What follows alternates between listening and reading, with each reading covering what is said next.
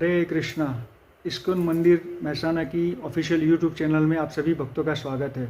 जब भी श्रद्धालु भक्त लोग इस्कॉन मंदिर महसाना में दर्शन करने के लिए आते हैं तो प्रायः हमको प्रणाम रिलेटेड कई सारे क्वेश्चन करते हैं, जिसमें वो पूछते हैं कि आप इस्कॉन के भक्त लोग भगवान को बाई ओर से प्रणाम क्यों करते हैं, और यहाँ पे पुरुष जो है वो दंडवत प्रणाम करते हैं और माताएं पंचांग प्रणाम क्यों करते हैं, ये अलग अलग विधि क्यों है, गुरु और वैष्णव को कैसे प्रणाम करना चाहिए और किन किन परिस्थितियों में भगवान, गुरु और वैष्णव को प्रणाम नहीं करना चाहिए। तो इन सारे प्रश्नों के जवाब आज हम इस वीडियो में देखेंगे। तो आज का हमारा पहला प्रश्न है कि हम इस्कॉन के भक्त लोग भगवान को बाई ओर से प्रणाम क्यों करते हैं। जैसे हम सब जानते हैं कि भगवान विष्णु या भगवान कृष्ण के जो वाहन है गरुड़ जी, तो जब भी भगवान का मंदिर में विग्रह स्थापित होता है तो गरुड़ जी को उनके सामने स्थापित किया जाता है। और हमारी संस्था के संस्थापक आचार्य श्री श्रीमद एसी भक्ति वेदांत स्वामी श्रील प्रभुपाद के जो विग्रह हैं वो भी भगवान के समक्ष स्थापित किए जाते हैं ताकि वो भगवान के सदा दर्शन कर सके। तो जब भी हम भगवान को सीधा प्रणाम करते हैं तो हमारे जो पैर है वो गरुड़ जी की तरफ या प्रभुपाद की तरफ जाते हैं, जो कि अपराध होता है।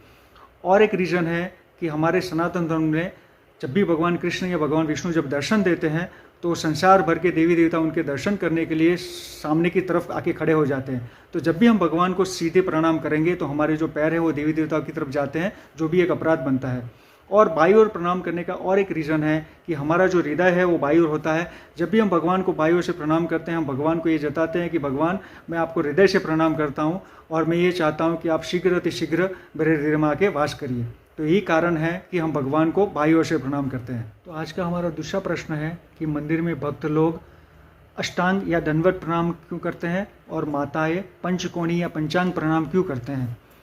इसका रीज़न ये है कि हमारे जो परम आचार्य श्रील सनातन गोस्वामी हरिभक्ति विलास में बताते हैं कि पुरुषों को अपने 8 अंग यानी 2 पैर, 2 जांघें, 2 हाथ, मस्तक और अपने छाती से भगवान को 8 अंगों से भगवान को अष्टांग प्रणाम या दंडवत प्रणाम करना होता है। लेकिन माताओं के लिए उनके 2 पैर, 2 हाथ और मस्तक, इस तरह से अपने 5 अंगों से पंचांग प्रणाम करना होता है।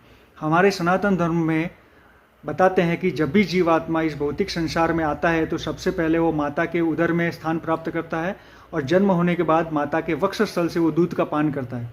इसीलिए हमारे सनातन धर्म के माताओं को विशेष आदर और सम्मान दिया जाता है और उनको अपने वक्षस्थल या उदर को, जमीन को स्पर्श करना नहीं होता।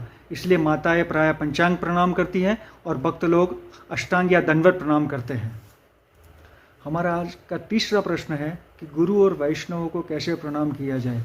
तो शास्त्रों में वर्णन है कि हम जो जीवात्माएं अनंत काल से यहाँ पे भ्रमण कर रही है, तो हमारा जो मिथ्या अहंकार और हमारे सारे जो अनर्थ हैं, काम, क्रोध, लोभ, मोह, मद, माश्चर्य, ये सारे हमारे सिर के ऊपर विराजमान होते हैं। जब भी हम गुरु और वैष्णव को सीधे दंडवत प्रणाम करते हैं तो गुरु और वैष्णव हमारे अहंकार और हमारे सारे अनर्थों से हमारी मुक्ति कराते हैं और अपनी कृपा हमारे ऊपर बरसाते हैं। इसलिए प्रायः गुरु और वैष्णव को सीधा दंडवत प्रणाम किया जाता है। तो आज का हमारा सबसे आखिरी जो प्रश्न है कि किन किन परिस्थितियों में भगवान को प्रणाम नहीं करना चाहिए। तो इसके लिए बताते हैं कि जब हम किसी व्यक्ति के घर पर मेहमान बन के जाते हैं तो वो व्यक्ति चाहे कुछ भी कार्य कर रहे हो, हमें रिसीव करने के लिए उनको वो कार्य बंद करके हमारे समक्ष प्रस्तुत होना पड़ता है। उसी तरह से जब भगवान के द्वार या भगवान के पट बंद हो तो हमें ये समझना चाहिए कि भगवान या तो शयन कर रहे हैं या भगवान भोजन प्राप्त कर रहे हैं या भगवान का श्रृंगार चल रहा है। ऐसी परिस्थितियों में जब हम भगवान को प्रणाम करते हैं या उनकी प्रदक्षिणा करते हैं तो भगवान का ध्यान हमको आशीर्वाद देने के लिए हमारी तरफ आकर्षित होता है और उनके जो कार्य है उनमें विक्षेप आता है। तो इसके कारण से जब भी भगवान के गर्भगृह के पट बंद हो तो भगवान को दंडवत प्रणाम या उनकी प्रदक्षिणा नहीं करनी चाहिए। तो आज हमने जो भी प्रश्न डिस्कस किए वो सारे प्रश्नों के जवाब अगर आपको मिल गए हो तो आपको अनुरोध है कि आप इस वीडियो को लाइक करें, शेयर करें और हमारी इस्कॉन मंदिर महसाना की यूट्यूब चैनल को सब्सक्राइब करें।